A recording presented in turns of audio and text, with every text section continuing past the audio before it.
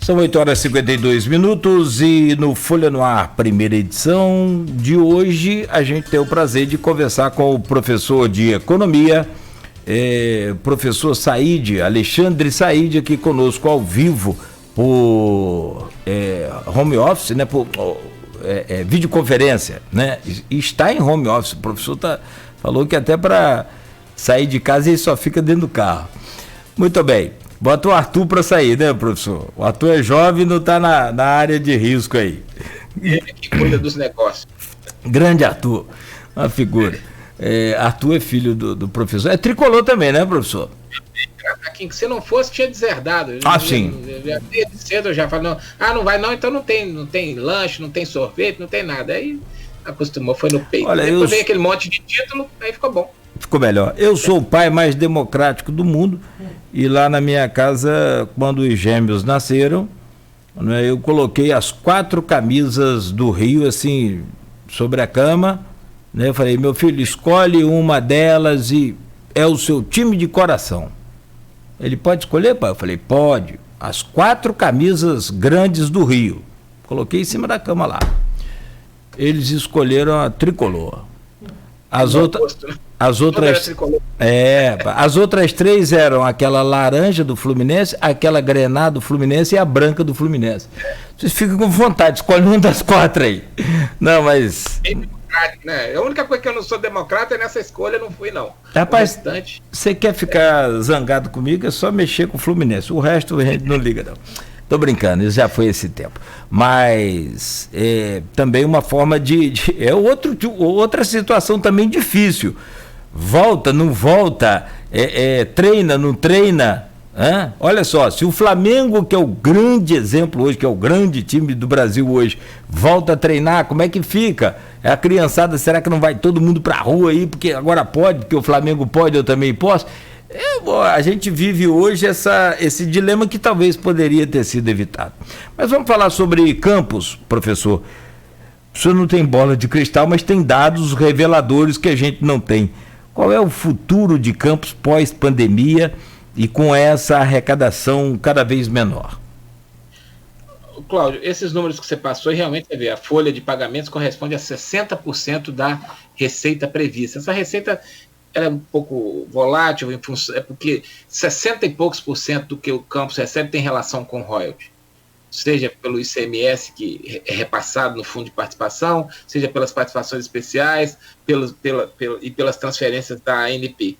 Então, qual o futuro dos... E aí você vê, um município que tem sua receita que repousa em 60% de uma fonte, de uma origem, né? Quando essa fonte sofre algum tipo de problema, e a gente tem hoje, qual o problema do petróleo? A redução da produção dos poços. O lado que tem atenuado um pouco essa perda é a taxa de câmbio, é o dólar, porque o preço do barril que é determinante do valor, é a base do valor que é transferido para os municípios. Então, houve uma queda brutal em função da produção, que poderia ser pior se o câmbio não tivesse aumentado tanto, se o dólar não tivesse aumentado tanto, embora tenha tido uma queda recente.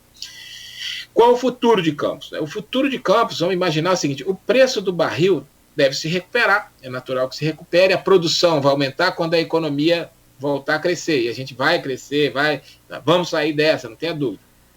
É possível que a gente volte. Tudo isso no intervalo, não é assim de um dia para o outro, mas mais rapidamente a gente espera que os preços do petróleo voltem ao normal.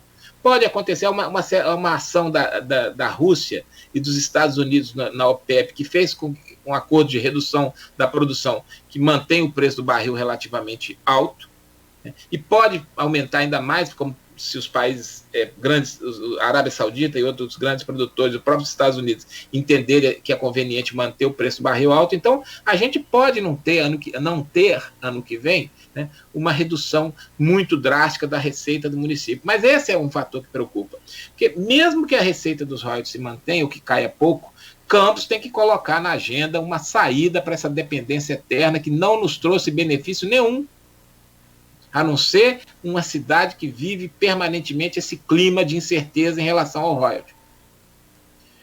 o papel de vocês, o papel dos setores organizados da sociedade civil, encontrar saídas e soluções. Quais são as potencialidades econômicas locais? E a gente tem que investir nisso. Eu conversei com um dos vereadores certa vez, acho que foi com o Eduardo Crespo. Eu não sou desse ramo, mas eu acho que a gente precisa pensar na questão da agricultura aqui em Campos, e ele entende muito mais disso do que eu. Né? A gente precisa colocar essa discussão na mesa. É uma questão de é uma questão de sobrevivência para as empresas que aqui estão, para o município que aqui estão. A previsão não é tão ruim. A gente pensar que em determinado momento o preço do petróleo, mas nós vamos ficar nessa situação para sempre, nessa dependência eterna em relação aos royalties. Campos tem projetos nacionais que passam por nossa cidade, que os deputados federais precisam cobrar das autoridades. 2 grandes ferrovias da nossa região, a ferrovia Estrada de Ferro 354, que é a transcontinental, que estão tentando varrer para debaixo do tapete para tirar essa ferrovia fundamental para Campos e para o estado do Rio, que vem de Goiás e vem aqui para o Porto do Açu, para transformar nosso porto em maior exportador de grãos do Brasil. E tem a EF-118, que é a Rio Vitória modernizada, e esses projetos ficam no papel por quê?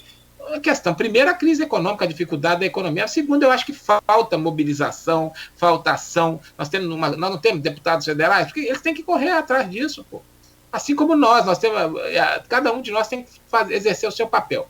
Mais do que a sua parte. Todo mundo tem uma frase aí, não me lembro que eu estou dizendo, que se a gente só fizer aquilo que nos cabe, não vamos resolver, não tem que fazer mais. Mas Campos precisa, não é pessimista a minha previsão, vamos retomar os royalties, talvez ano que vem, quando fechar o orçamento do ano que vem, tenhamos 10% menos do que esse ano, 5% menos, que não é uma tragédia. Mas nós vamos continuar nisso de depender dos royalties para sustentar a economia local até quando? Essa é uma questão. Ontem também conversava muito, aliás, a gente foi até mais tarde aqui conversando com o Ricardo Rangel, e ele falava sobre privatização da Petrobras ser uma das oportunidades para o Brasil. Eu particularmente não concordo, acho que o campista em especial não concorda, mas por outro lado a gente concorda que seguramente o uso dos royalties foi muito mal feito. Absolutamente mal feito. Até tem um comentário aqui, acho que é do Carlos Moreira, ele fala que Campos não tem indústria, Campos tem supermercado. É isso aí. E graças a Deus que tem o supermercado que dá emprego. Se não, nem isso, né? Opa! Né? A gente teve aqui a Schulz, foi montada e eu participei da inauguração da Schulz, fui lá na inauguração, ganhei até uma lembrança, um caninho, né, que eles produziam tubos, né, de metal. Foi do governo de Alexandre Mocaibe e deixou Campos do governo da Rosinha. Não estou falando de partido político, falando de épocas, né? Infelizmente a prefeita deve ter tentado segurar, mas não conseguiu, não sei porquê. Campos tinha aqui a fábrica de goma Xantana, me parece que fechou, teve remédio, fábrica de remédio da Índia, lembra? Participei da inauguração também, foi um tempo ativo que Campos fez, mas aí a gente não sabe para onde foi parar aquele dinheiro do Fundecam, que é um ótimo projeto, mas como tudo no Brasil parece que é muito bom no papel, sai do papel, vira uma coisa complicada, uma coisa esculhambada, né? Então assim, teve tantas outras coisas e está na cidade, teve cana, teve isso, teve aquilo, então a gente também que na época não teve, né? Cláudio, só em relação a créditos não realizados do Fundecam, para empréstimos que a gente, né, analisou como empréstimos de qualidade, em termos de cuidados e procedimentos bancários que questionáveis, vamos colocar assim, foram 550 milhões de reais em dinheiro de crédito não pago, que poderiam estar sendo utilizados ter sido utilizados em outras aplicações. Mas, de qualquer forma, esse vídeo que falou Campos não tem uma indústria, eu acho que Campos não se planta um pé de alface para vender na feira, né? Onde é que sai? Eu não vejo aqui. Até um ex-aluno meu montou um empreendimento aqui, estava indo bem, não sei como é que está, de alface hidropônica.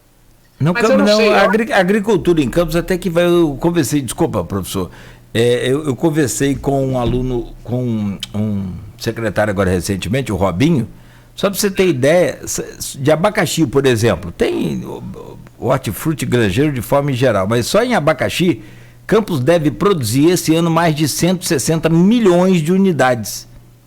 É um número bacana, né? Expressivo. Mas a gente consegue industrializar, fazer suco e vender com valor agregado maior para outra cidade, porque o desafio é gerar renda aqui. Teve a fábrica, né? Chegou a ter a fábrica. Mas é aquilo que a gente precisa, independente, porque a agricultura é um potencial, a grande agricultura, como a pequena agricultura, agora isso depende de coordenação, depende de ação. É possível que as coisas... Campos tem potencialidades. A minha questão é, não podemos continuar dependendo fundamentalmente de recursos do petróleo, porque uma dependência... Se o petróleo... Quase nós perdemos com a canetada, com a redistribuição dos royalties, e com essa mudança na matriz energética mundial, que essa energia suja, né, de combustível fóssil, isso com a discussão da pandemia, com a pandemia, o novo normal vai se colocar na mesa essa discussão sobre questões sobre o ambiente, vai voltar. O Brasil está sofrendo hoje retaliação de países europeus por causa da postura ambiental desse Ricardo Salles. Já tem campanha contra produtos brasileiros na Alemanha, que é um grande país, que é uma economia super desenvolvida. Você já pensou? Nós precisamos ter mais esse tipo de problema?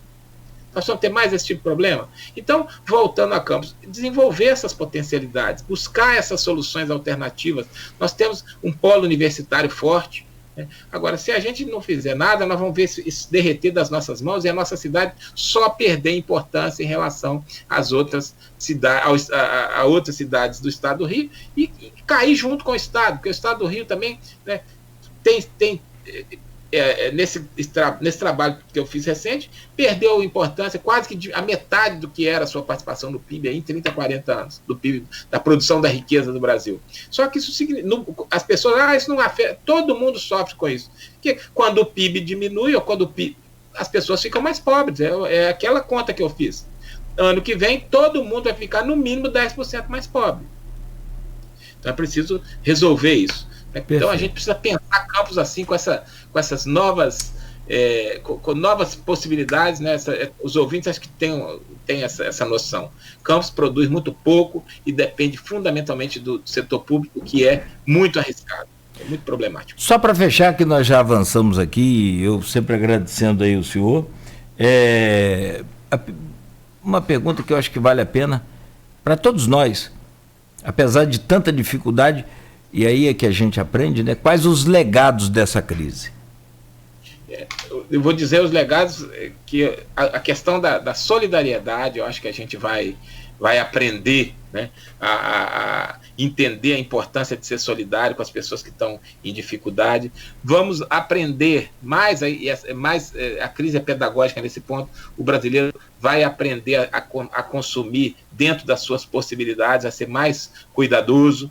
Nós precisamos aprender essa postura de ser mais higiênico, né? Lavar mais as mãos, não espirrar perto dos outros, né? Usar a máscara vai ser enquanto não sair a vacina, nós vamos virar aqui um pouco meio que...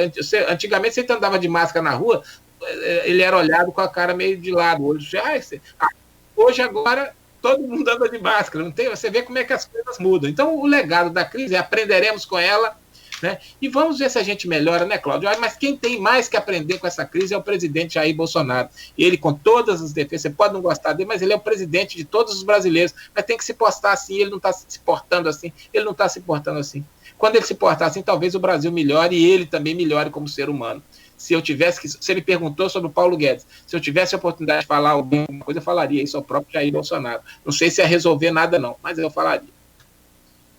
E aí, não sei se nós estamos encerrando? Sim, perfeito. Agradeço muito a você pela oportunidade de falar algumas coisas. Se deixar, a gente fica aqui até mais tarde, claro. O ouvinte fica bravo com a gente, vai embora. Mas tem, peraí, antes de o senhor despedir, peraí que tem... o Fernando Trindade mandou aqui, como você sabe, minha formação não é na área econômica, mas como cidadão observador, o Brasil pode alimentar o mundo. Basta verificarmos o peso do agronegócio, do PIB, obrigado, Beto, nacional, mas não tem uma infraestrutura, estradas, portos, enfim. Aliás, essa fórmula gera trabalho e renda imediatamente e deveria ser política pública primeira de um governo competente e comprometido, né? Veja o exemplo de nossa planície privilegiada e invejável, E já pensou se tivéssemos políticas voltadas aqui para a nossa vocação sustentável? Por fim, seu entrevistado demonstrou conhecimento e isenção na fala. Parabéns aí, forte abraço. Quem mandou essa mensagem aqui no meu WhatsApp foi o Fernando Trindade. Fernando Trindade é presidente da Associação das Farmácias de Campos e é amigo da gente. E tem uma... pode falar aí. É importante a participação do ouvinte, você vê, né? E um dos pontos que eu ia abordar, mas a gente acabou passando por tanta coisa, essa questão da acumulação de capital em infraestrutura, quer dizer, investimentos em infraestrutura, mudar nossa matriz de transporte, que ele está dizendo aí, o agronegócio em si, desde que a gente consiga gerir bem, porque uma das coisas que o mundo tem medo, e o mundo que eu digo é o próprio mundo do agronegócio, é que o Brasil pode alimentar o mundo, mas você faz uma oferta gigantesca, o preço cai a rentabilidade. Administrar bem, né, colocar um sistema de transportes eficiente para aumentar a lucratividade, essas duas ferrovias que eu te falei, principalmente a EF 354, que está no plano nacional, está no projeto de investimento, existem empresas... grupos estrangeiros interessados, seria uma mudança radical no sistema de transporte desse país. O Porto do Açu se transformaria em maior exportador de grãos do Brasil e do mundo, aliás, e com muita rentabilidade para o setor. Então, o Fernando está com toda a razão, a gente precisa repensar essas coisas. O Brasil precisa, e eu resumo isso, o Brasil precisa fazer a sua reengenharia em todas as áreas, na logística, né, na educação, acúmulo de capital humano, na educação, começando pela educação básica, né, qualificando os nossos alunos desde criança, dando oportunidade e igualdade, de que todos tenham uma educação boa, e depois nós vamos alcançar esse resultado. Mas você sabe que eu vou ser sincero a você? Eu tenho uma entrevista, tem tudo para ser um dos países mais ricos do mundo, tem mesmo. Tem, mas há quanto tempo a gente ouve isso? E será que há interesse internos e externos em educar a nossa população, em fazer isso que o Fernando falou aí, melhorar nossa matriz de transportes, investir, acumular capital, investir na nossa infraestrutura, melhorar a educação, investir em tecnologias para que a gente consiga dar esse salto que o nosso país pode dar com tanto potencial. Mas a gente não consegue resolver problema básico como corrupção e roubo de respirador. Nós vamos resolver outras coisas? É difícil. Mas vamos lutar, a gente não pode chorar, não, vamos andar. É impressionante. Chorando. É impressionante, é uma coisa assustadora esse negócio de corrupção em plena pandemia, com dinheiro para socorrer o povo. Isso é terrível. A Noêmia Magalhães manda aqui um alô também, não dá para ler todas as mensagens, a gente leu aqui pelo menos uma de cada um. Bom dia, entrevista maravilhosa, grande mestre, conhecedor dos assuntos, fala claro, acho que ela colocou aqui, claro, esclarecedor, né? Estou adorando ele, fala com conhecimento sem paixão. E tem agradeço a ela. Tá. E tem uma mensagem também aqui, no particular meu, acho que é de João Brito. Você conhece João Brito? Conheço, gente boa. Ele diz, gente boa, né? Ele diz aqui, pai, manda um grande abraço para o professor Saíde. Fala que agora, sem aulas dele, eu não perco mais o caminho de casa. Manda um abraço para ele. Porque antes, na prova dele, era de parar lá no Farol. A prova vai ser tão difícil que o sujeito que mora em São Fidélis vai parar no Farol de São Tomé, vai perder o eixo e vai... Aí ele gostava, ele ria. Ele gostava. Olha aqui, rapaz, eu até meus filhos são gêmeos, estudam com o professor, tem aula com o professor Saíde, né? Aí outro dia o Saíde veio me dar uma entrevista que eu falei, Saíde, aperta lá. Ele falou, aperta o quê? Seus filhos? Deixa comigo. Eu falei, meu Deus... Mas não aperta tanto, não. Aí eu fui estar com o filho dele ontem, a gente testando aqui para fazer a live, um make-off aqui agora. Para você que está em casa rir um pouco. Aí ele falou, Cláudio, não posso, estou resolvendo um problema, vou pedir o Arthur, meu filho, para falar com você. O Arthur, uma simpatia de pessoa também, eu falava agora há pouco, parabéns pelo seu filho. O Arthur, enfim, sua família toda, que eu gosto muito, mas eu conheço você e agora conheci o Arthur. Aí o Arthur falou assim... Aí, conversando, eu falei, Arthur, seu pai é muito severo com esse negócio. Meu pai? Você pensa o quê? Que é só com os seus filhos aí? Eu passei com o papai raspando. Foi como assim? Quase que eu perco de ano. Então, quer dizer, fica em recuperação. Antigamente que tinha esse negócio de perder de ano. Mas eu acho que é assim, professor, é desse jeito, e o senhor sempre tem ideias novas. Você falou, Cláudio, ó, esse ano eu vou implantar um sistema diferente. Aí veio a pandemia, naturalmente, ao invés de alunos sentados em fileira, eu vou colocar ao meu redor e vou ficar no centro. Atenção para todo o grupo, enfim, aproximar o grupo, e isso, infelizmente, é o que menos pode ser feito agora. Mas parabéns aí para o senhor e por ensinar realmente o que a criançada, esses jovens aí precisam aprender. E aqui tem um kit que eu vou mandar aí na sua casa, ou em qualquer endereço que o senhor desejar, um kit da Maxvit. Esse kit aqui, nosso amigo Zé Armando Barreto, né? Maxvit, ele é um suplemento vitamínico mineral que inclusive mantém a imunidade, né? O que a gente precisa cuidar muito agora, se alimentar bem, manter a imunidade em alta. E vem com luvas, máscara, álcool em gel, protetor solar, né? Enfim, tudo aí para o senhor aproveitar e se cuidar bem aí nessa pandemia. Grande abraço, foi um prazer. Eu agradeço a vocês. Só para comentar, muito importante esse material, que faz parte da mudança de comportamento que eu acho que a sociedade vai ter que ter, que as pessoas vão ter que ter. Quem não tiver, a gente vai ter que arrumar um jeito de doar para eles, porque é uma necessidade. Agradeço a você aí pela lembrança, agradeço a empresa, tá bom? Muito obrigado. E quando você precisar de mim, estou à sua disposição. Eu sei disso. Possível. Claro. Espero que seus ouvintes tenham gostado, pelo que você leu aí, gostaram mesmo. Manda um abraço a todo mundo que fala que é recíproco que falaram. Muito obrigado. E você também, quando o entrevistador é bom, o entrevistado consegue se dar melhor. Aqui a estrela é o senhor. Um abraço. Bom final de semana e se cuida aí, professor. Muito obrigado. Obrigado ao senhor. Bom, esse foi mais um Folha no Ar, primeira edição, que volta na próxima segunda-feira às 7 horas da manhã. Avançamos aqui, mas valeu a pena aí o papo com o professor Alexandre Said. Na próxima segunda-feira, com o Arnaldo Neto conosco aqui no Folha no Ar, primeira edição. O Aloysio hoje a gente já falou, amanhã tem edição do jornal Folha da Manhã impresso, então com uma série de matérias importantes e que vão, né, ganhar repercussão amanhã no jornal. Eu aconselho você a já ir se preparando para comprar o seu logo cedo. Com oferecimento dos laboratórios Plínio Bacelar e Clínica Proteus, encerramos por hoje o Folha no Ar e a gente sempre pede, continue aí ligado aqui na Folha FM, ligado na 98,3. Agora são 9 horas e 14 minutos, a gente faz um breve intervalo rápido aqui e volta com mais música, com música a partir de agora.